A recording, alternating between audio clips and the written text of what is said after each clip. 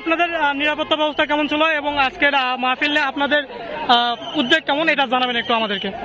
নিরাপত্তা ব্যবস্থা খুবই সচেতন ছিল এবং এখানকার মানুষ স্বতঃস্ফূর্ত অংশগ্রহণ করেছে। আনন্দ উল্লাস দেখে বোঝা যাচ্ছে মানুষের চাহিদা চাওয়া পাওয়া কেমন ছিল। এবং আমির হামজা সাহেব একজন সম্মানী ব্যক্তি, উনি ওয়াজ মাহফিল করলো এবং এলাকার মানুষ দেখলো যে কত আনন্দ বিনোদন। আজকে একটা সাত উৎসব এবং সুন্দর পরিবেশে এই অনুষ্ঠানটা সফল হইল। এবং নওগাঁবাসী এবং পতুঙ্গাবাসীকে আমরা শুভেচ্ছা জানাই যে এত বড় একটা মহৎ অনুষ্ঠান করার জন্য, এবং আইন শৃঙ্খলার কোনো ব্যত্যয় ঘটেনি এবং জনগণের ভিতরে একটা উৎসব এবং স্বাচ্ছাজরব ছিল। আমরা তাদেরকে ধন্যবাদ জানাই। ধন্যবাদ স্যার।